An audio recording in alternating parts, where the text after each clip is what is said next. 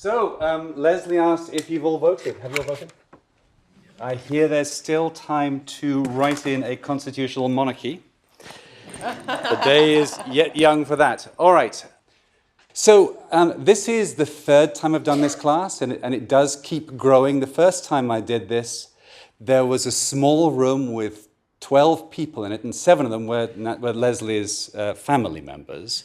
So you do keep growing.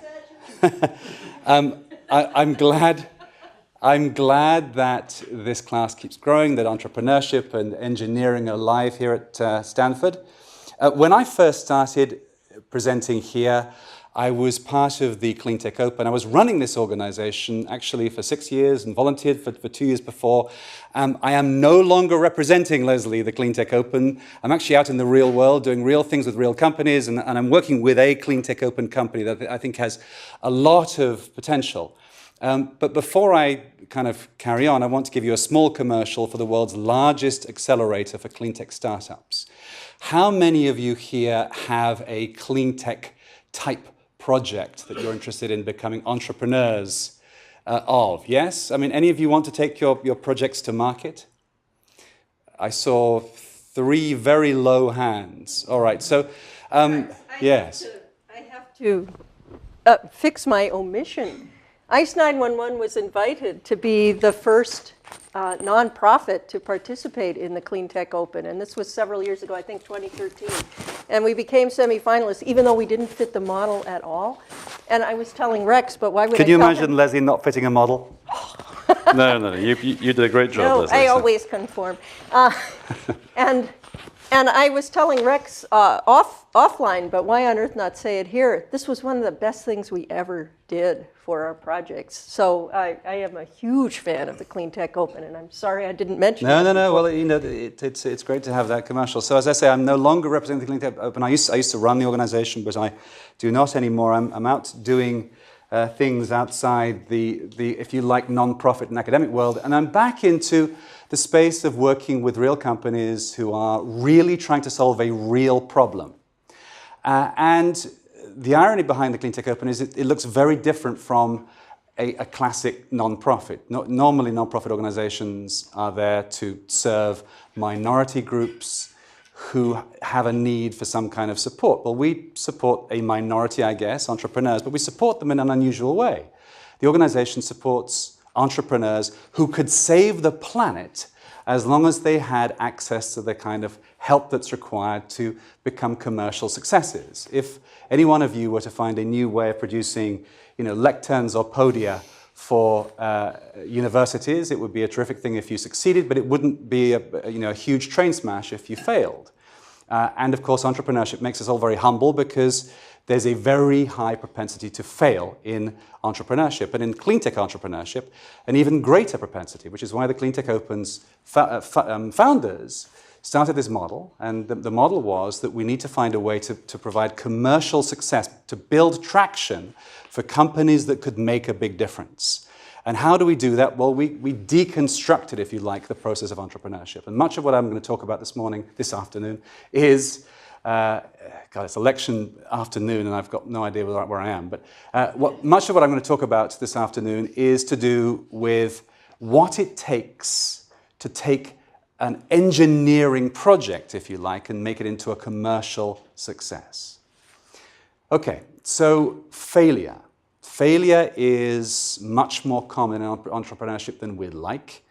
Failure makes us humble. Probably humble is not a word that's even legal in these halls at Stanford. But it makes us very humble, and I am now connected to at least 1,000 companies, and I have to take responsibility for their failures too, all right? Another thing that makes me very humble. But I've learned a few things, and the truth is that the learning process is what teaches us to do things a bit differently from the way we used to.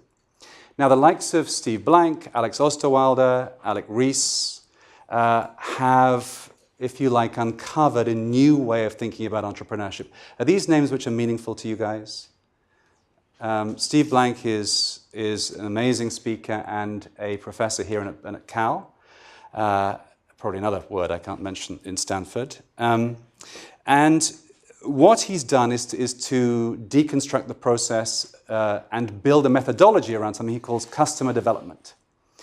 Eric Ries has taken agile development and customer development, put them together in something called the lean startup methodology. And I am now in the bizarre position of having taught these things to entrepreneurs for some years and now enacting these things. So I'm being a live entrepreneur with one particular company, which I'm very excited about in the solar space. And if Leslie invites me back next year, I'll tell you what I've learned in that environment as well. And to use the learning that I have built up over the past 10 years or so, I'm going to boil these things down quite quickly into these 3 different areas. It's appropriate that most of the focus on entrepreneurship is put on the first of these. Solve a core problem, a major problem, or meet a need better than the available alternatives, is point number 1. And the reason this is so important is because many entrepreneurs deliver products into the market that they think are terrific. We have this conceit that because we think something's amazing, we believe that other people will buy it. And no product without a market will ever reach that stage I mentioned at the beginning, which is the commercial traction required to make a difference. Commercially successful clean tech products have a chance of solving our biggest challenges. Those products that remain inside the garage because the entrepreneur is too concerned about his or her IP, which is a major problem. There are many phenomenal technologies which never see the light of day because of this concern about someone might steal my thing. And those that never make it commercially have no chance of making a big impact. There are exceptions to every rule. An exception would be you could solve the commercial problem by being a non-profit. Leslie's talked about her experience of doing that. You could solve the commercial problem by selling your technology, quote unquote, to a government. You could find donors, but classically speaking, the things that take off and the products that we believe will make a difference meet the rules of capitalism. They have customers and somebody buys them. So the first thing you need to do is you need to solve a problem, meet a need, maybe that the product is not something which is a true pain point, better than the available alternatives. The second thing is you need to capture your customer's imagination, and the third thing is you need to build trust. Now I put these 3 things up because they're the combination that seals the deal, if you like.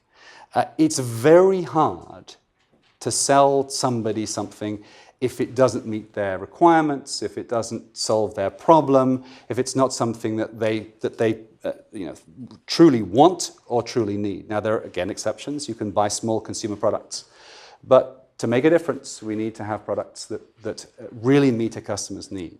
To capture a customer's imagination, also important. And we'll explain a bit more about the imagination process and how we inspire people. And thirdly, developing trust, particularly when it comes to corporations. All right, so the first of these things I'll cover quickly, and as I say, just a few minutes here to talk about what is a huge amount of learning in a small number of minutes. These guys here, Ries and Trout, are a couple of guys who wrote books in the 80s, marketing books. And one of the big lessons from the 22 immutable laws of marketing is that you start, bizarrely, with tactics, and you then move on to strategy. Sounds upside down, right? Because you've all heard that in strategic planning, I think you believe this, the generals, right, build the strategy first. They have a strategic umbrella, and then they build a series of tactics that sit underneath the strategy. And the ground forces and the air cover and the information and misinformation that you produce, the marketing you do in the commercial market, the air cover you provide, the retail, and all the other pieces will fit underneath an umbrella strategy. And the truth is that many companies have started with strategy and moved to tactics and failed. Why do they fail? Because they're not thinking about the number one most important thing, which all of those three things I put up on the screen a moment ago relate to, the customer. We have to, in Steve Blank's terms, get out of the building. We have to find, in Eric Ries's terms, a quick way to pivot if we don't find the customer who's interested in our product. And we have to build, we have to measure, and we have to learn. Build, measure, learn. It's an iterative cycle. And the iteration that we talk about normally when working with entrepreneurs is the idea creation, moving through customer validation, then moving into some kind of inspiration, some kind of learning, which then moves us through the cycle again. So getting out of the building, testing little tiny bits of a product, making sure that we don't build, we don't engineer something that nobody wants, is a crucial way of building a business, and quite different from the way that we traditionally thought about building businesses 10, 20 years ago. Okay? There are other things we can do. This is called the business model canvas. This is a way of, if you like, taking a business and breaking it down into bite-sized chunks. And you'll see on here something which is kind of at the heart of this whole thing called a value proposition. The value prop is what's the product or service that we are building and why might it be attractive to a particular customer. And then you'll see over in this top corner over here, you'll see an area called customer segments. Who's the customer who's going to buy this thing? And when we talk about customer segments, we talk about very little tiny pieces of the market, really sub-segments. If we can find a way of owning or dominating a tiny, tiny market, a tiny homogeneous market where the people within it look like each other and they sound like each other and they have the same needs, and we can service all those needs of that group of people, we're far more likely to build a successful company. If we can then find adjacent markets which are similar to the first market, we're far more likely to be successful. Any ideas why? Why is it better to build a product and dominate a small market than to say, everyone's my customer? Because it sounds crazy, right? Why not go after big markets? Because they're going to spread the word. Spread the word, absolutely. You do incremental development, then you don't try to boil the ocean on your product requirements. You target it at one area, and then you can expand it to another area and incrementally expand your product. Right, so it's an incremental growth strategy, and then I think you had a point. Because you have to know what you are good at, and if you do too many things, you cannot figure out what you are good at. Very good. Well, spoken by a true entrepreneur and a true engineer, right? Yes. Any other points? So you can build a successful company when you grow it bit by bit. You can build a successful company when customer number one has similar needs to customer number two, where customer number one can say to customer number two, I bought this thing, it's good, you should take a look.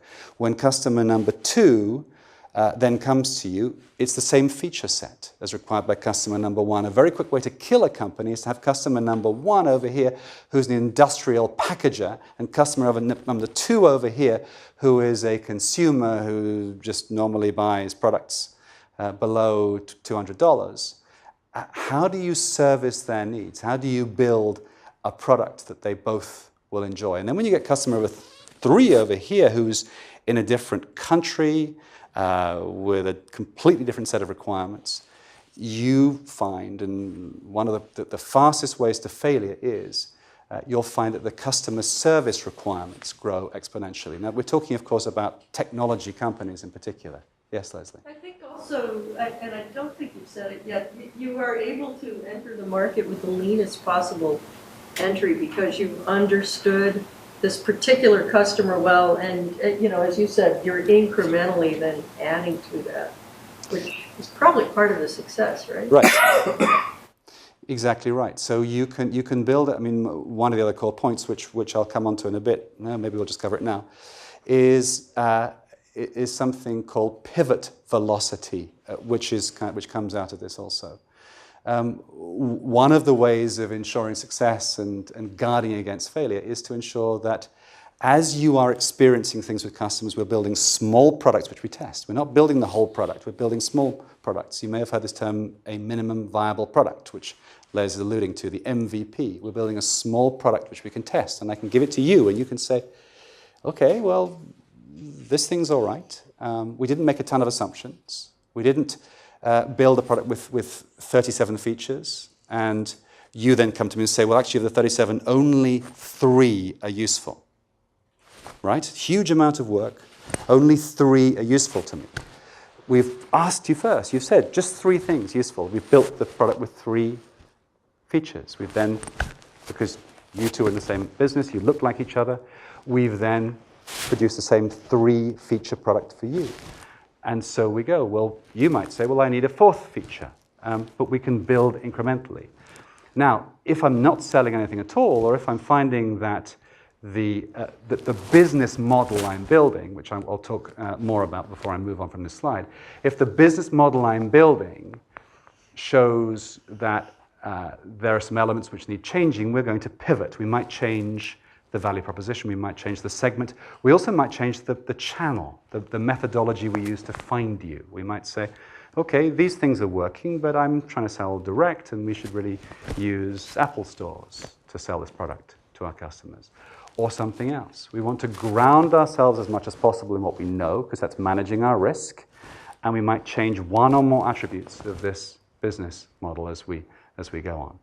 Now, if you are running your company on fumes, if you are selling something each month but not enough to cover your costs, you have something called runway, and your runway is limited, right? Your runway is going to be limited by, well, a couple of things. The first thing is the amount of money you have left, but more importantly, it's going to be limited by the number of experiments that you can conduct. And so Eric Ries tells us that pivot velocity is crucially important, because actually it doesn't matter how many months you have. What really matters is how many experiments you can conduct. If you have a hypothesis about who your customer is, or what your channel is, or what your revenue model is, how you'll make money, or what your cost structure is going to be, if you have guesses or hypotheses about those things, and you can rapidly iterate such that you can reach the stage that you've turned a loss-making company into a profitable company, or a loss-making company into one which is convincing enough to get Nancy to give you some more money. Nancy will tell you about the process of investing in companies in a moment. If you can convince an investor in some way, not only that you've discovered a way to sell 1 or a couple of products every now and again, but you've understood the market, you understand your market's needs, you solve a real pain point, you found something which solves their top 3, 4, or 5 needs, that you found a group of them that look like each other, that we found another market which looks like the first market, you're going to be much more interesting. Well, Nancy will tell us if I'm right or not. You're much more likely to be interesting to a venture capitalist. So you've extended your runway. Okay. So another attribute of this process of finding out needs and experimenting and checking to see whether our customers really, really need our product, or if it's a nice to have, is a number of customer visits. And you'll see here that one of the core ways of ensuring that you avoid failure, enhance your chances of success, is to visit a lot of potential customers. I mean, a lot of them. And in an 8-week period, we would classically say, see if you can get to 100 different potential customers. By the way, it'll vary. All these things do vary. Someone who's got a relatively low ticket value consumer item is bound to be having a larger number of conversations than someone selling a nuclear submarine. But nevertheless, we're talking about a large number of interactions. And you'll see that as you go on, you move from a single data point to a stage where you know more than many of your customers, or many of your prospective customers, about the market you're operating in. Engineering and entrepreneurship really come together. It's really about being scientific in building your company rather than just guessing at who might buy your product and why they might buy it and how you might get to them. All right, so I'm moving rather swiftly through this. But second point I made to you is, and this is an area which people focus on considerably less than the first point. The first one has almost become law in terms of how you build an early stage company. The second point I'm going to make is a little bit more subtle. Has anyone here heard of Simon Sinek? If you haven't, please write his name down and go watch the TED Talk. Because Simon Sinek does a talk explaining why it is that you are more likely to buy product A versus product B. And a lot of it is to do with something very special, which is you need to lead with why. You need to lead with why. I'm going to give another analogy, because that one's not going to be clear to you at all yet, which is 4 words. 4 words. Make America great again. You know those 4 words, right? I think the Trump campaign absolutely outmarketed the Clinton campaign, which is probably a controversial thing to say. And by the way, I'm not going to talk about my politics, but I will just say, in terms of pure marketing, when on the Clinton side we had a situation in which there was discipline, there was policy, there were actual facts about what we might do. On the other side, what do we have? We had some amazing marketing. And if Trump ever stood a chance of becoming elected today, it's because of those 4 words. It's because of the inspiration and aspiration that goes with it. Capturing your customer's imagination is incredibly important, even in an industrial procurement environment. If you are somebody who's in the industrial procurement department of a large corporation, you're not just going to order Leslie's new Flurble Herbal undergrunging device from her because somewhere she's announced this thing. You don't have her catalog. You've got the big company's catalog that you normally buy the undergrunging devices from. You've got their products. So if you are somebody entering a market anew, you need to capture your customer's imagination. You need to stand out.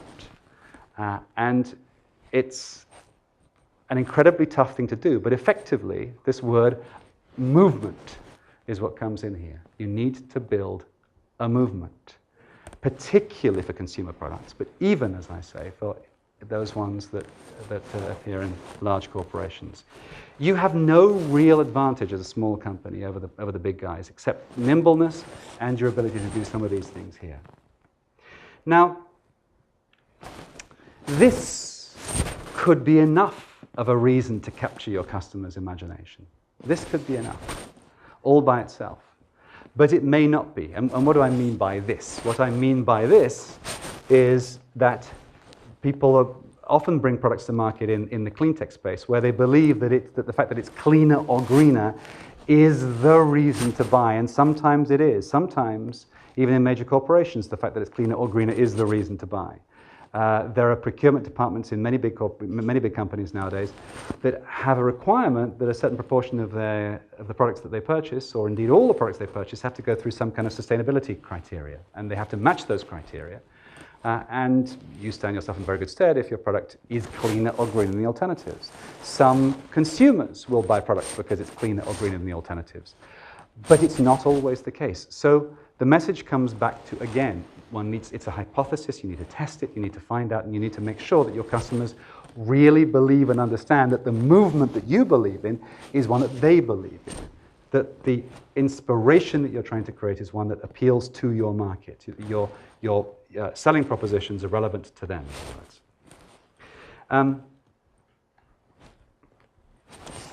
And you know all the rest of these things that are happening on the planet. I mean, I won't run through them, but the fact that the planet is facing a real challenge is incredibly important to many of us. But never assume that just because it's important to you, that it's important to the people who might buy your products. It's also worth mentioning from a macro perspective that the fact that these things are going on, the fact that the regulatory environment is getting tougher in the US, the fact that Europe and China cares about these things, the fact that the UN is now driving the agenda can be another reason for new technologies to be adopted in our space. All right. So the final thing I want to talk about is developing trust. And again, this is not an area that receives a lot of attention in our space. So there's lots of talk about the need to get out of the building. There's lots of talk about the need to make sure that your customer will buy a minimally viable product and need to break it down and to find markets that you can dominate. Point one is a very heavily worked space. Point two is a more subtle one, only understood by people who really get what it means to launch a product into a market. Point number three is equally crucial. And the irony about point number three is that it's so completely forgotten in early stage companies that it becomes a thing that more often than not kills them, because companies go out and they interview their potential customers, and there's my phone that I should have turned off, Leslie. So, yes, I am.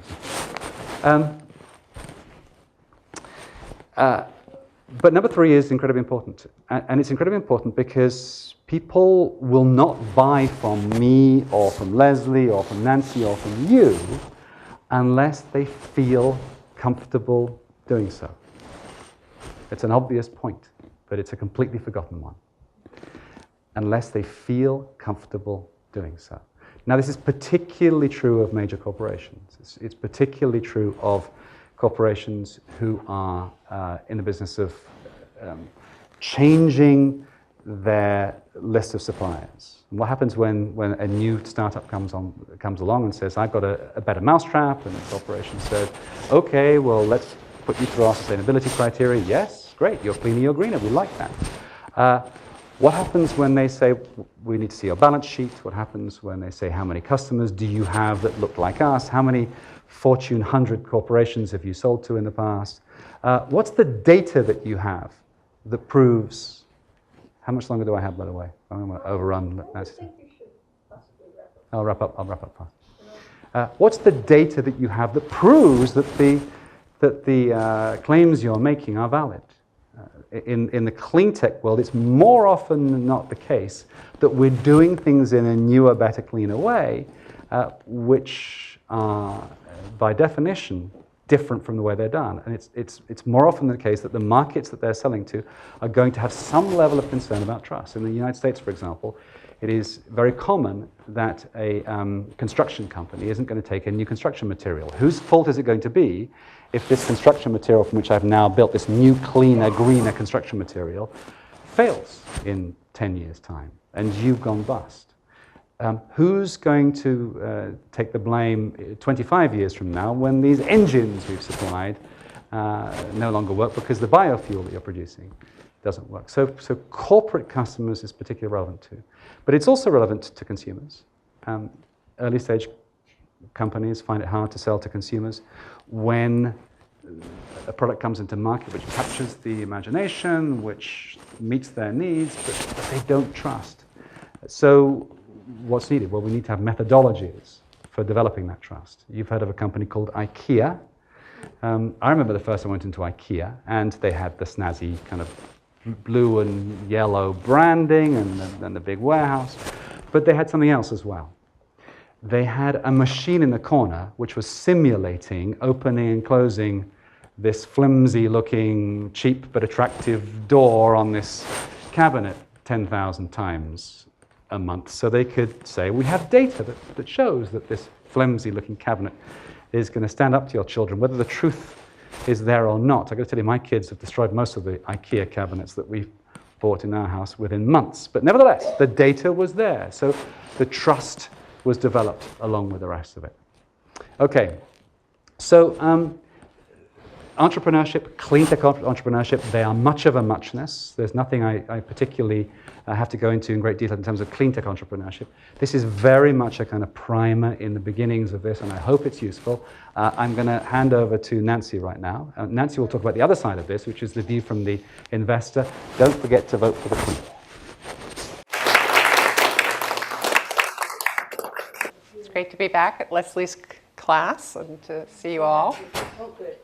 I just got a election report, not on the top of the ticket, but a super important battle in Florida, the third largest state. We just won. The solar industry. There was a utility-sponsored ballot initiative that was sort of looked like it was pro-solar, but it was actually anti-solar, and it was kind of just very misleading, and it was all set to win, and I just read that it had to get 60% of the vote, and I just read that it got like 51%, and that was a very last minute, really Herculean effort. Al Gore went down there. Anyway, it's makes me very happy and hopefully bodes well for the rest of the night. Yeah. All right, so it's great to be here again, and I think I have too many slides, so I'll just kind of jam through, but please ask questions at any time and tell me when it's 20 minutes and I'll just stop. Okay. Oh, there we go, 5:13. And then we will have time for panel questions. Yeah. So DBL Partners, my firm, we spun out of JP Morgan in 2008, and I had been a traditional venture capitalist for many years. We are, and started our first impact fund as part of JP Morgan in 2002. Our second fund we raised when we spun out in 2008, and then we just raised our third fund, which is a $400 million venture fund for impact and sustainability last year, and that makes it the largest such fund in the country. So we're very grateful to have been able to raise that and work with companies like Tesla and Solar City and Revolution Foods and Pandora and Nextracker. I mean, we just have a really great list of entrepreneurs. And what we do is we prove that you don't have to sacrifice social return for financial return or vice versa. We believe the two are inherently connected. And so over the past 11 or so years, we've been developing the proof points to show people that you can do both. And so the field is growing incredibly fast and becoming super popular, so much so. I know I went to Stanford, so I, of course, have a loyalty to Stanford, but I was really happy about something that happened in September in Cambridge, Massachusetts. Harvard Business School wrote a case study on DBL and the notion of double bottom line investing.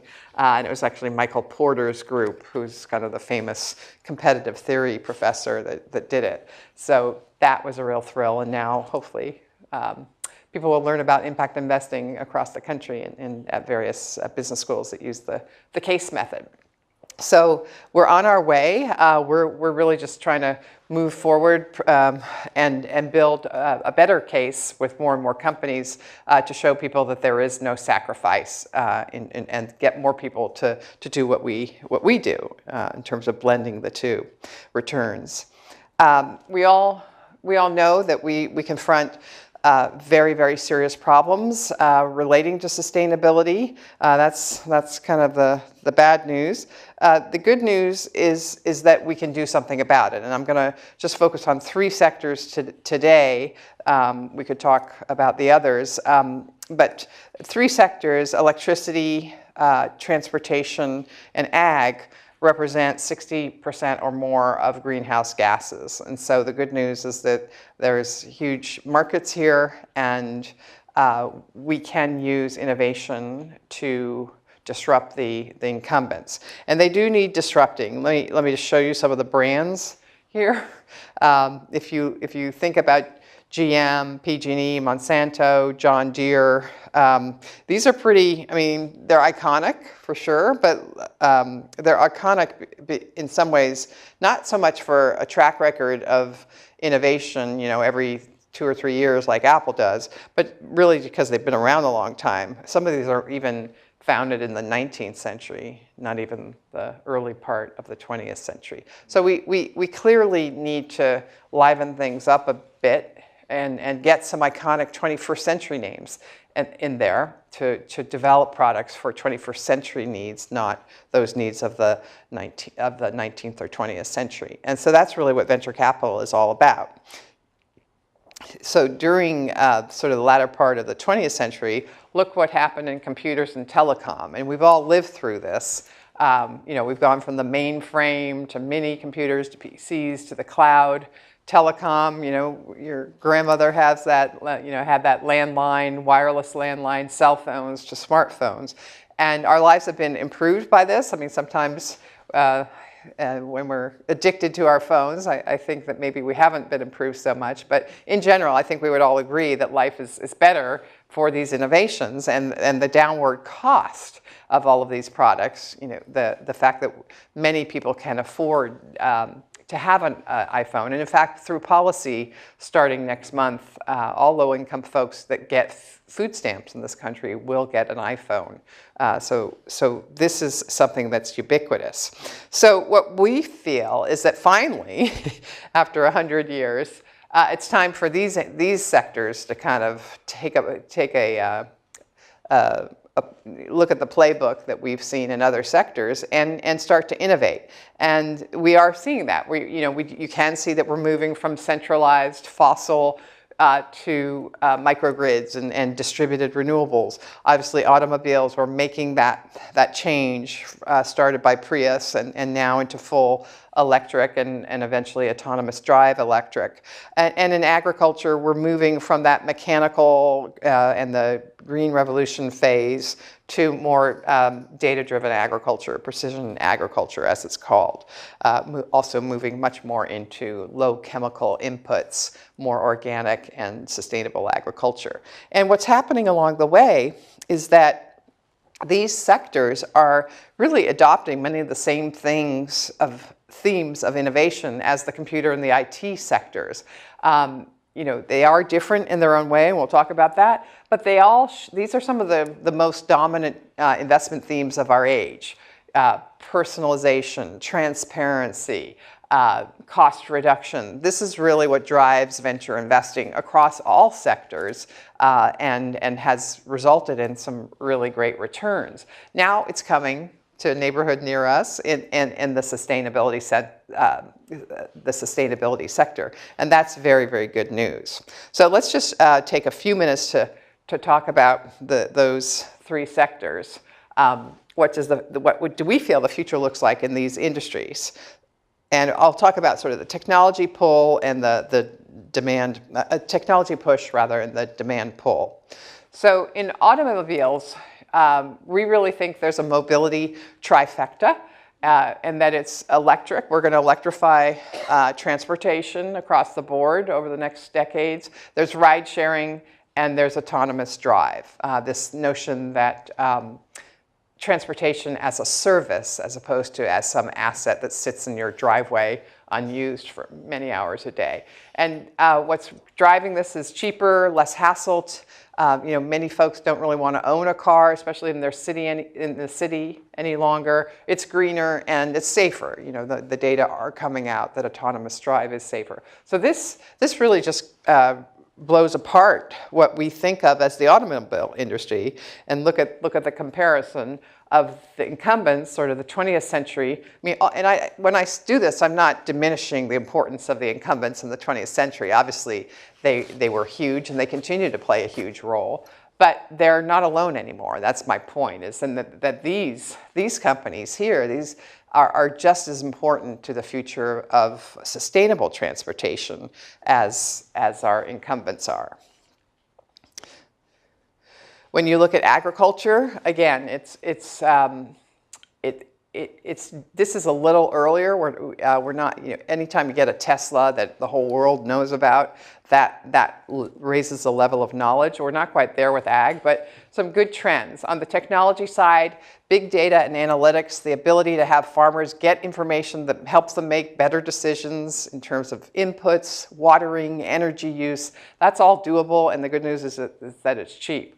Automation, the ability to use robotics and also go indoors for agriculture, lots of good savings there. The availability of biotech and nanotechnology to help on the product side.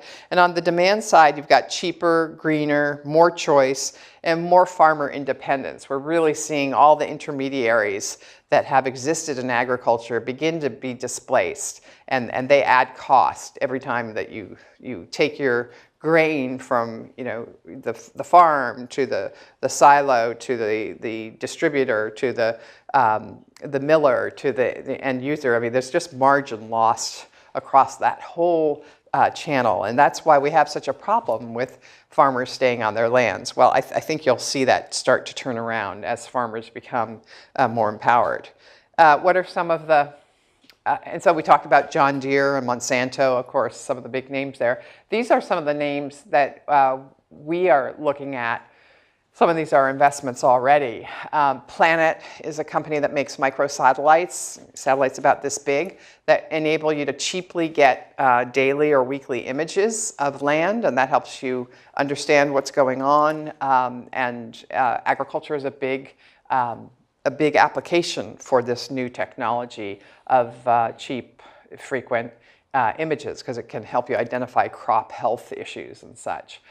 Blue River is making automated farm equipment that helps with computer vision and robotics, just helps bring down that cost. Labor is one of the highest costs on a farm, so when you can outsource some of that to a robot or use computers to make decisions, that will improve the margins of farmers.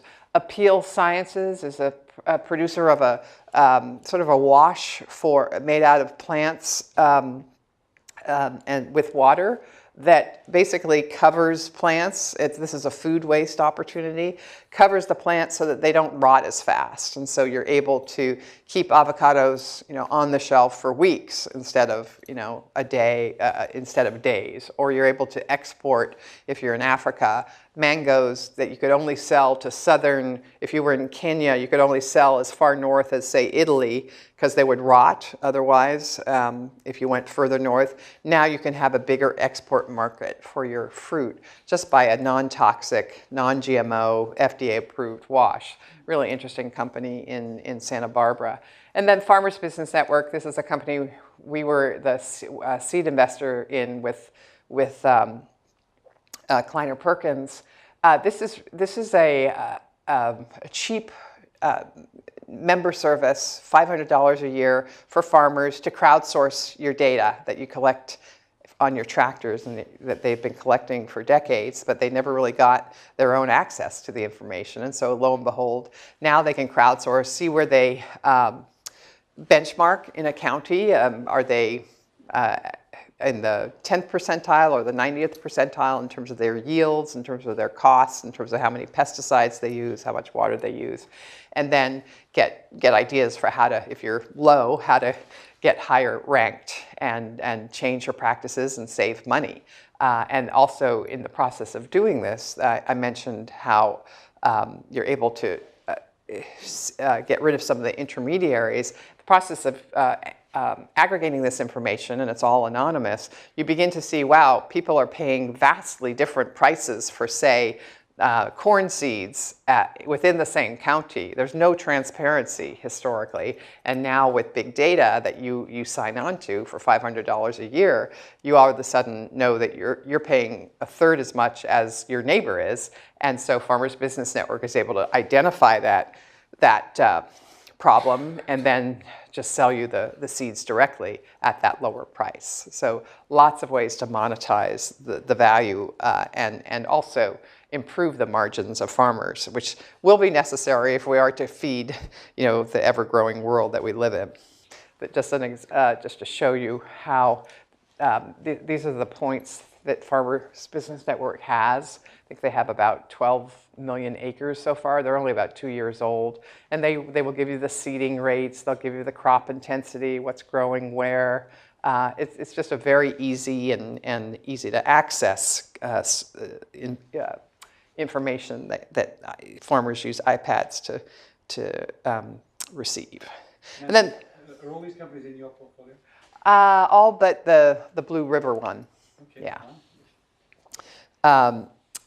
So the future of energy, of course, we believe it relies on the electrification of transportation, which we already covered, but it's no good to electrify vehicles if we don't green the grid. I mean, no one's going to be super excited 10 years from now to have all these electric cars if we're still running our grid on coal. So we need distributed renewables. We need storage. Bringing that to the party makes a huge difference. Microgrids, the ability to pull your power from the rooftop solar or the grid or the storage in your garage based on price signals and based on grid strength. That's really coming sooner than you think, and that makes every building really its own virtual power plant, and you can save a lot of energy and develop clean energy and also save money in this, which is going to be very appealing. And then demand response, you layer that on, say you have all these ways to control where your power is coming from, and then you layer on, well, when it's 100 degrees out and everyone's got their air conditioners on and you're not supposed to use the grid as a result, so you're drawing off of your solar panels, why not, just automatically reduce your air conditioning for the period of the day that you're not really in the house or whatever. So that's all. We've seen demand response Gen 1, but we're moving into Gen 2 with demand response connected to storage and solar, much more powerful that way. And of course, this is all driven by the need for cheaper, greener, more choice. Consumer choice is a huge driver.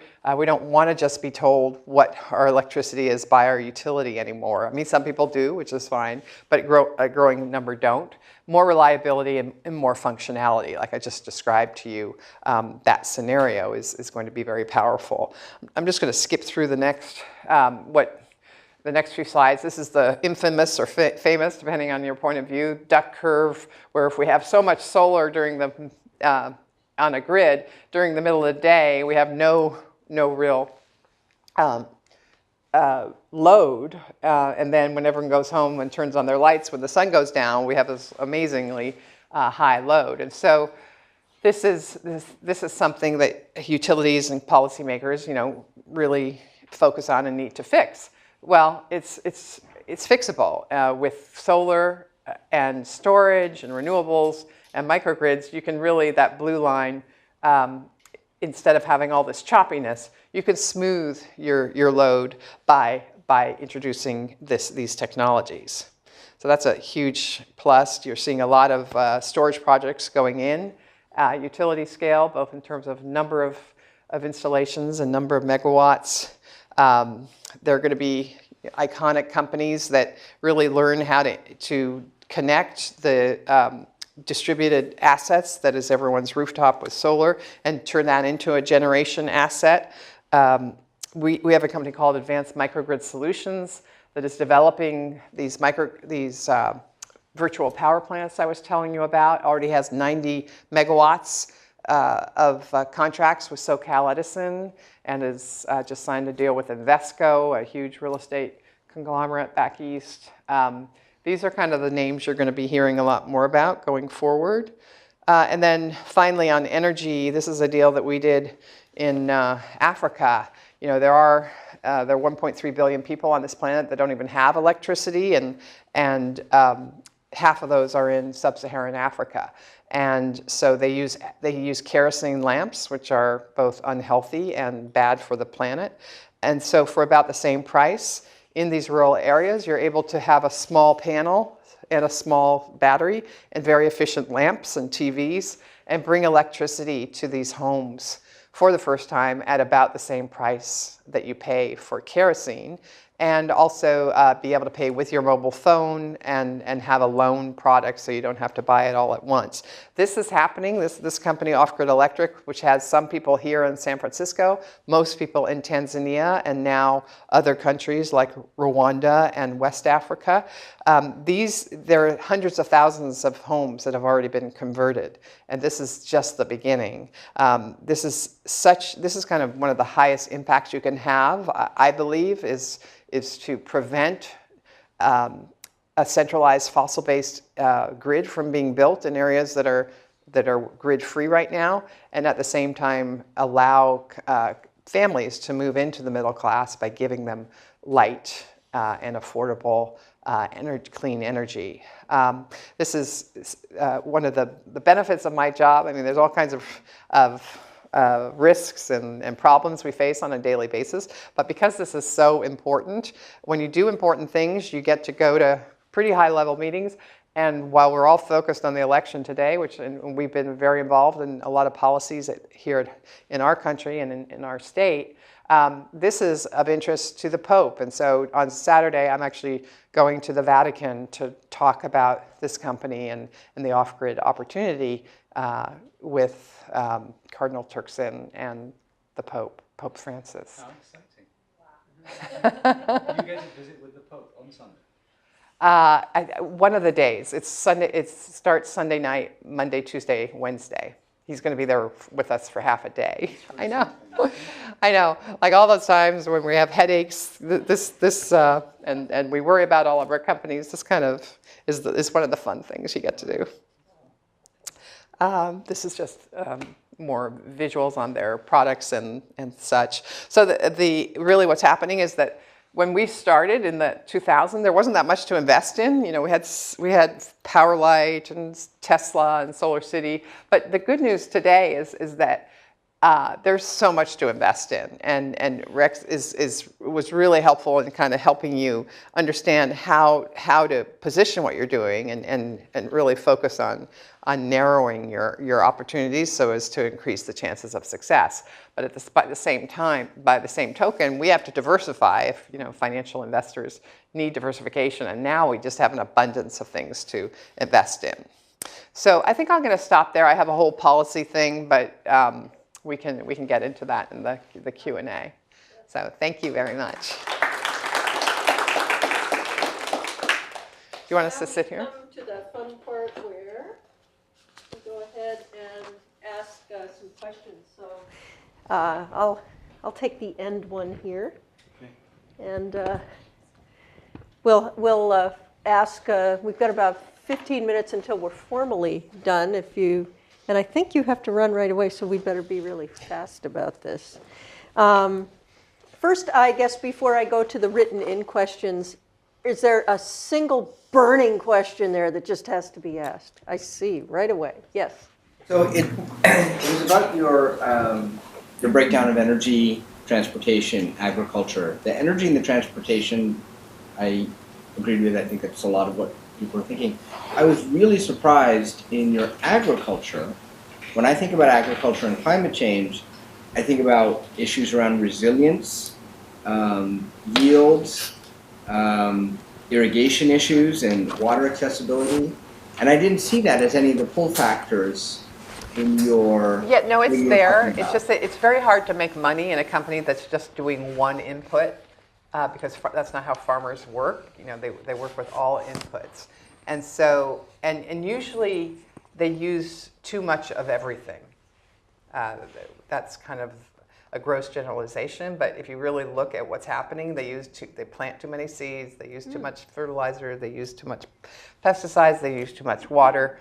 And so the data is kind of the Trojan horse. It's once you get in the door and you show farmers what they're doing and how they could improve, then they begin to kind of deconstruct and allow farmers to use less of everything.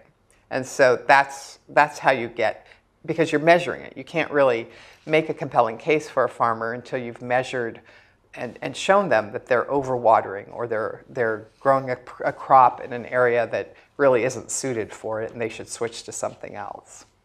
So it's organic, we do a lot of food investing, and organic is a big part of our investment thesis. We have an organic cold pressed juice appliance company that totally is driven by organic agriculture. But if you look at the numbers, the real carbon is produced in row crops and in mega farms. And so if all you do is at the edges work with the organic farmers, you're not going to move the needle. You need to do both. I guess just one of the simplest ones, and I think you've answered it, but I want to make sure we get it all milked out. What are some of the key success factors you look for in a clean tech startup? So let's say you're sitting out here with a phenomenal idea. What? Well, I think Rex really covered a lot of that in terms of the focus and and defining your market. You know, I think we look at it's really the same as other startups, although we will look at regulatory trends, and we don't ding you because you have a regulatory issue, because that kind of goes with the territory. But if we don't feel we can make any progress in terms of making sure regulatory themes are consistent with business success, then that's something that we would have trouble with. So what we look for is tenacity and nimbleness, as you say, and the ability to move regulations, move markets, displace incumbents. It really has to do with the team and the experience. I mean, obviously we want a defensible IP position. We want big markets that are willing to change, but that kind of is any deal. But I would say in clean tech deals, you really do need people that are willing to take on huge incumbents and know how to do it in a sophisticated way, and also move regulations as well. So you're going into two of my own questions. So do you mind if I please. jump in? Yeah. So it could be kind of interesting to test this with you, Nancy. So in the Cleantech Open, at least in on my watch, what we do to try and boil down much of what you said, because I think you covered it all, is we would say the 3 T's: team, technology, traction. Mm-hmm. And actually, we converted the 3rd T into market, because most of the companies that we work with are very early stage and have no traction.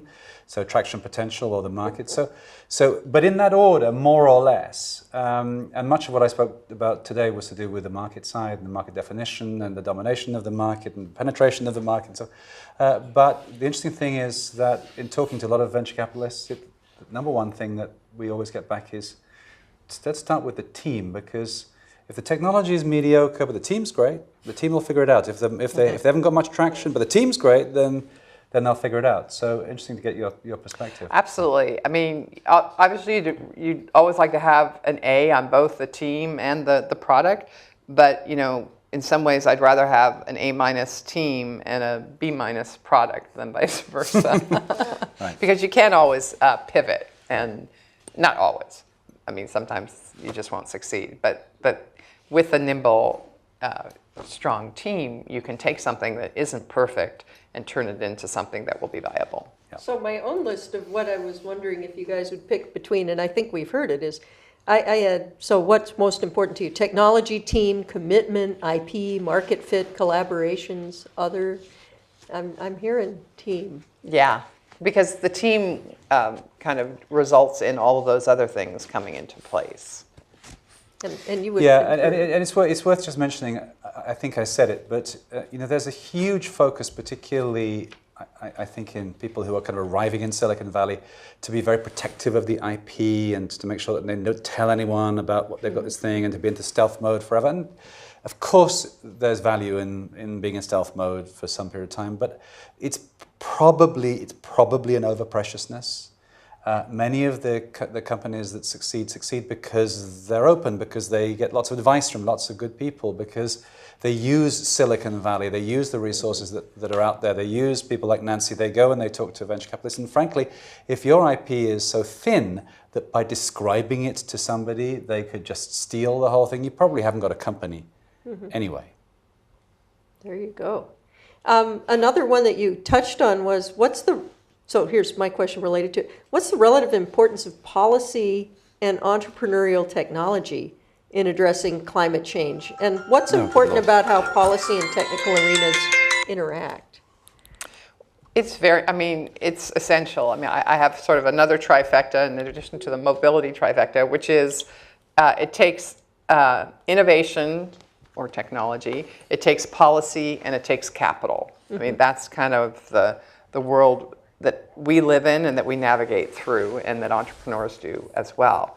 And so it's not that and policy is not static. I mean, and the results I just showed you or told you about in Florida, no one would have predicted that 6 months ago. So it's not like you can get it right and then just check off that box. It has to be part of your DNA. You have to, and like Lyndon Rive, the CEO of Solar City, I mean, he didn't believe how many people he had to hire very early on in that company to deal with all of the different states' environmental and Oh, wow. net metering laws. And I did, I said, wow, we have so many government affairs people, and which is unusual. That's not something that you hire in a startup company. But in this industry, especially in the solar and the wind industries, it's very, very important.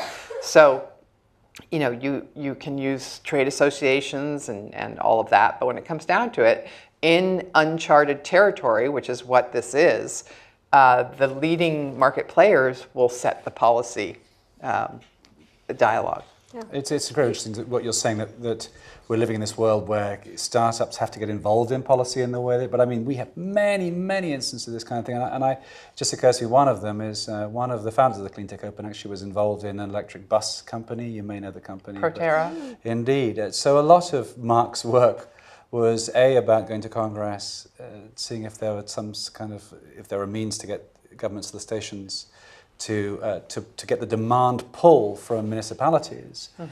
So a lot of that, but also a lot of it was to do with the fact that, when you are putting a big draw on the grid in the middle of the day to recharge an electric bus, the cost of so doing it, just because of the way that the tariffs work, the more you use, the cost doesn't go up by a small amount. It certainly doesn't go up, in a linear fashion with the amount you're using. You have an exponential leap in the amount you have to pay for energy. So he had to go to the Public Utilities Commission, the PUC, here in California, and actually talk about the issue that we could never have electric buses.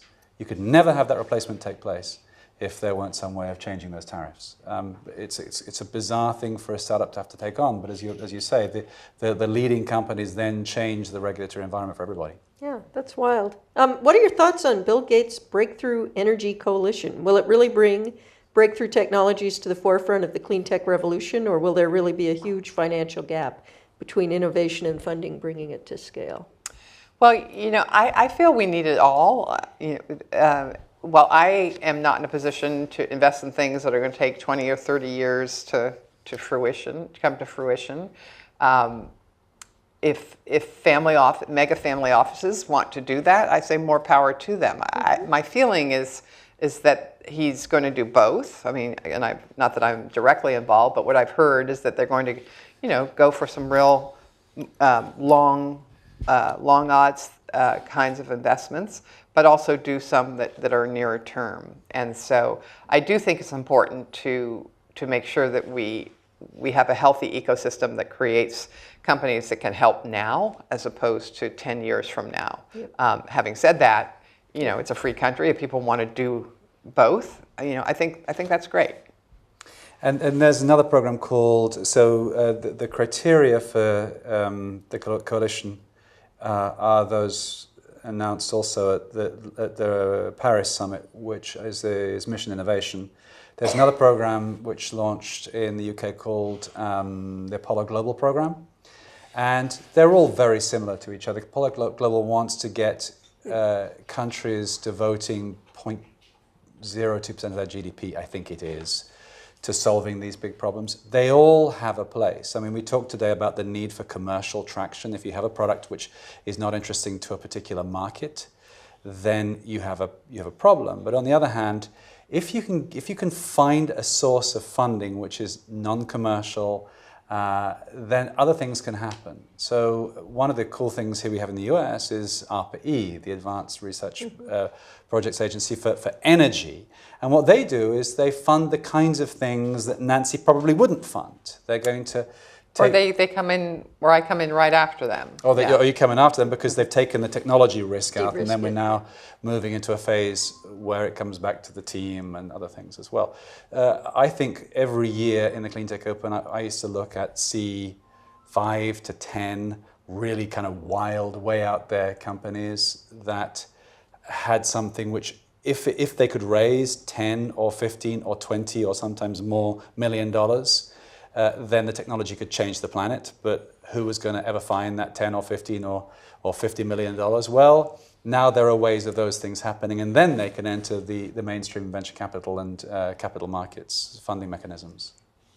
How patient? I mean, the only thing I would say is that we shouldn't let the perfect be the enemy of the good, because we do have a time clock ticking, and we can't take another 100 years to figure this out. So we need to make sure we support the solar panels and the wind and the electric cars that we have today, and make sure they proliferate as we then reinvest for next gen functionality.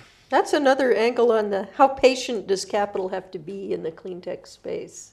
It's like perhaps some patience, but very urgent, right? Yeah, well, I mean, we do have a sense of urgency. On the other hand, venture as an asset class is, most funds are 10 years, and so you do have more, you're not investing in stocks that, you have to unload on a weekly basis. So that's the good news.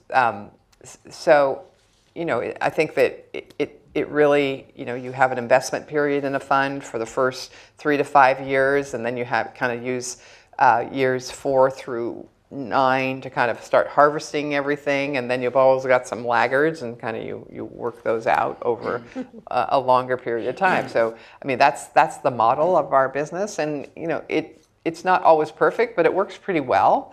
The family offices that don't answer to their, are their own investors. So, I mean, I have tons of investors that I need to answer to, and I need, I've got a pension fund. I'm not going to, I need to make money for those investors. So, but if you're a family office, you have more freedom. You have a longer time frame if you want, and so you're able to kind of play on the edges a little more. I think it's just worth mentioning how special DBL is. I mean, Nancy and her team have done an amazing job finding a space which is not really quite flavor of the month anymore. I mean, although these things go in waves, there were a lot of venture capital firms in that kind of 2005, 2006 era, including some very big name VC firms that you've all heard of, who are no longer investing in this space. And Nancy, by investing in the likes of SolarCity and Tesla and so forth, has done an extraordinary job of picking some great winners. It's also worth mentioning that they've done a great job because they're managing to get returns in the traditional venture capital sense. I was on a panel with another VC saying, if you look at our return on capital, the capital deployed and then the returns we've got over time, it's been great. The problem is that VC funds typically have this kind of time-limited period that they need to get their return on capital within a much shorter space than, say, 20 years. So the IRR, the internal rate of return, is the measure by which they're judged, and it's pretty rare for a VC firm in this space investing in agriculture and the like to manage to make those kind of returns. So they're very special at DBL. Well done. Thank you. There you go. Thanks. And in fact, there were some questions on the double bottom line. Do all of your investors believe in that every single time? Yes, on a certain level. I'd say some are passionate about it, and some are, as long as I make money, I'm good with the double bottom line. So, I mean, but that's good because we bring people in and they learn more about it.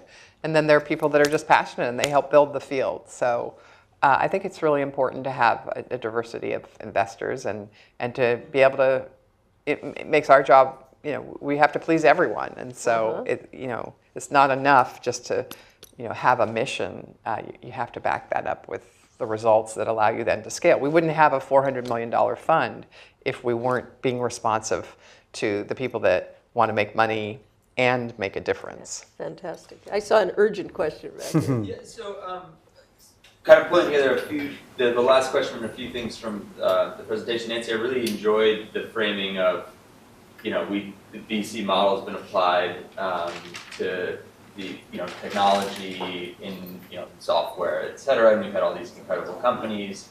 And now we're applying it to these new fields, the 3 ones you brought up, but I'm struck by the difference between, a software or an app and a, energy, transportation and agriculture is capital intensity. And so, as this, we've kind of started talking, there's this time problem, and I just add another way to look at that same dimension is you just need a lot of money. And so to play the devil's advocate a little bit, is VC as an asset class large enough? Are their fund sizes large enough, given the need for portfolio diversification, to really handle clean tech, or should we be looking elsewhere to different financing models? Well, you can solve the problem of capital intensity by the way you manage your portfolio. If we had all Teslas in our first fund, even though it turned out to be a grand slam and then some. We couldn't, we were a $75 million fund. There's no way we could have had, 12 companies in the portfolio that needed as much cash as Tesla did. So you make sure you invest in companies, you have a mix, some that don't require, we had a smart meter software company that we sold to Siemens. So that didn't require as much money. When you win in capital intensive investments, you make a huge amount because they are, by definition, they're very significant companies. So you don't need to have a whole portfolio of them. And so a lot of what we're trying to do is balance and make sure that we're capturing the opportunity, but not overextending ourselves. And then the second thing you do is you get syndicates where you're not writing the only check. You're in there with other groups that are in for the first and second and third round, and however many it takes before you sell the company or it goes public. And so that's a way to mitigate the risk, is to have strong, deep-pocketed investors. Like in the farm company that we did, Farmers Business Network, Kleiner and DBL in the beginning, and then Google Ventures came in, and then we just did a round with the Campbell Soup venture arm. So these are all great groups that add lots of value, but they also, they're in for the long haul, and they have the deep pockets to help through those periods of growth. And so to add to that, the fact is that the venture capital model is relevant for a number of reasons. One of them is that you have the big brains and the access to diligence and the kinds of things that can lead around where cash may come in, and Nancy just mentioned one strategic investor, Campbell Soup, or another major deep-pocketed investor that may be coming in for different reasons than IRR, which has a time frame attached to it. They may be coming in for a whole series of different reasons because they have a strategic reason to invest. It's also worth mentioning that there are other forms of capital that come in when a venture capitalist is involved. For example, when you've got something you can kick, you might be able to get debt financing because there's an asset that you can use as collateral. It's not always the case because a lot of inventory, particularly when it's experimental, has no real value, and the banks don't want to put their money behind something which has no value. If the company were to fail, look at Solyndra. When they failed, those tubes weren't actually worth anything. But nevertheless, there are plenty of things that you buy, particularly when it comes to buying robots or buying raw materials or buying equipment for manufacturing that have a value outside the company itself, and they can be financed separately. Any other burning questions out here? Yes. I was wondering about DBL's investment. You showed your nice company in terms of climate and energy, but one company sold it out, and that was Pandora. We're having trouble hearing you. We got this thing going up, and you very quiet. Try to yell. Sorry, if I stand up. I was wondering a little about the portfolio of DBL, and that your companies tend to be all energy and climate based. However, there's one that stood out, and that case was Pandora. I was wondering how DBL decided to invest in Pandora and how that the double bottom line initiative. Yeah, we're not all sustainability.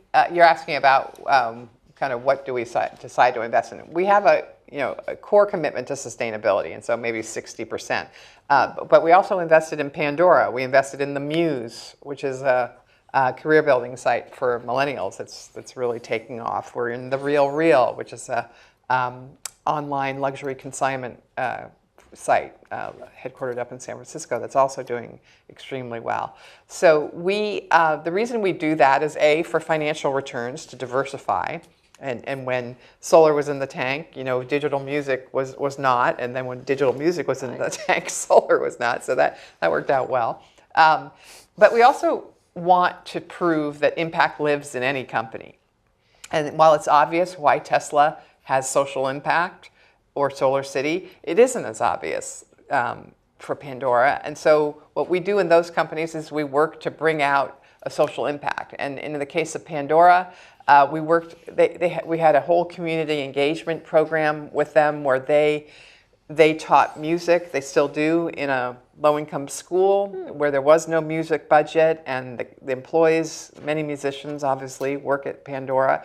They loved interacting with kids who didn't have any music courses, in the schools. They learned a lot about how kids relate to music. So it was kind of a win-win. That gave them more local political capital. So in those early days when they had to fight the record industry for the right for the right royalty structure, they were able to ask the mayor of Oakland, to help them connect with a congressman that actually helped write the Digital Music Copyright Act. And that mayor, he didn't know anything about digital music. He was not a Pandora listener, but he had heard about how Pandora taught music at one of his schools. And he said, wow, you guys are giving back, and what can I do to help you? So a lot of times you build political or community capital by engaging with a broader set of stakeholders. And while it doesn't always work, those kinds of stories we tell there are many of them where you kind of did something just to kind of do the right thing, and then it ended up helping you. In fact, the CEO of Pandora at the time said, I never realized when we've taught music down by the Oakland Coliseum, that would help us on Capitol Hill. And so that's kind of a good soundbite for impact.